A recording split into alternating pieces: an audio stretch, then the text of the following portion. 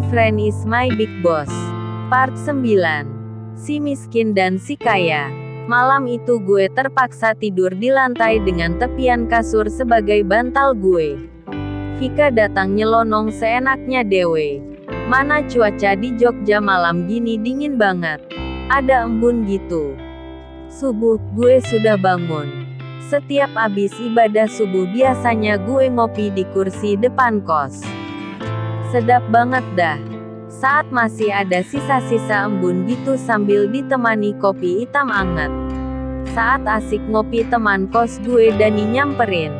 Dani berkata, "Wah enak nih mas pagi-pagi ngopi gini." Gue berkata, "Oh, anget-anget dingin paham-paham aja maksudnya gimana?" Dani berkata, "Ren, mobil siapa tuh?" Gue berkata, "No cewek yang ada di kamar gue." Dani berkata, "Wedan koe mas. Baru 1 bulan di sini sudah bisa bawa cewek bermobil." Gue berkata, "Bukan siapa-siapa gue kodan. Teman sekelas aja. Karena tadi malam abis ngerjain tugas. Dianya kecapean mungkin jadi sakit kepala. Ya udah gue suruh nginep aja dulu.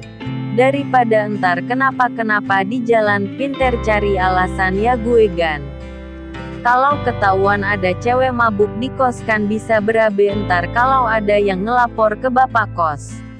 Karena hari ini gak ada kelas akhirnya ngelenyeh-ngelenyeh aja seharian di kos. Saat gue lihat sudah pukul jam 10. Tuh anak belum bangun juga." Sekitar jam 12-an Vika baru bangun.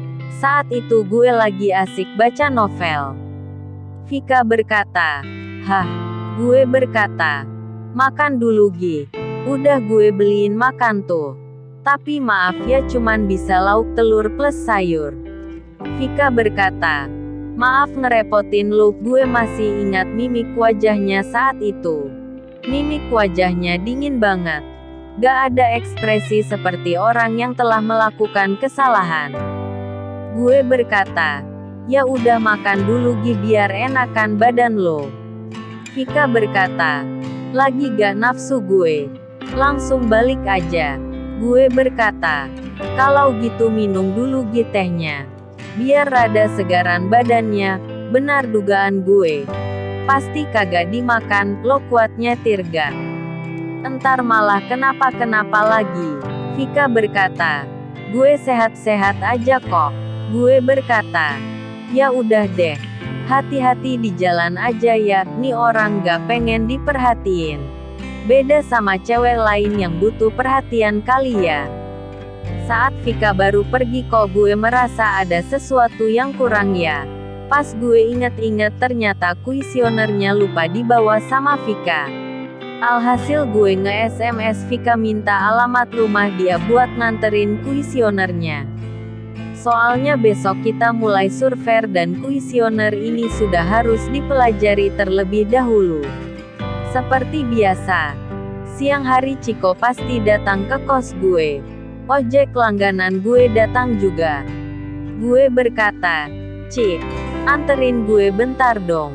Ciko berkata, "Eis, baru juga nyampe. Lo dah minta antar aja. Gue ke Burjo bentar. Lapar gue." Gue berkata, "Hehehe. Siap deh bos. Apa perlu disuapin juga makannya?" Ciko berkata, "Emot muntah." Ciko makannya kayak cewek. Bisa sampai 1 jam baru selesai makan. Lama kan? Ciko berkata, "Memangnya mau kemana Ren?" Gue berkata, "Nih alamatnya," nyodorin HP. Ciko berkata, "Wih, siapa nih yang tinggal di sini?" Gue berkata, "Vika. Tadi malam gue suruh ngambil kuisioner. Dianya datang mabok-mabok gitu. Muntah di kos gue. Pas gue beliin teh hangat. Dianya sudah molor di kasur gue." Ciko berkata, "Wah, hayuk deh, 3 tahun gue sekelas. Kagak pernah tahu rumah Vika di mana." Saat itu Ciko kelihatan bersemangat saat gue kasih tahu kalau itu alamat Vika. Plang perkomplekannya gede banget. Tertulis besar, Casa Grande. Ciko berkata, nih rumahnya Ren. Gede banget gan. Kayak di sinetron. Kapan ya gue punya rumah kayak gini dalam pikiran gue saat itu. Ciko berkata, permisi pak, Vikanya ada. Tanya Ciko ke satpam rumah itu. Sembari Ciko ngomong dengan satpam, gue lebih asik melihat sekeliling. Bangunan rumah yang megah. Dan saat itu di kejauhan gue melihat emot melongo. Gue berkata, Cici, gue kagak salah lihat kan?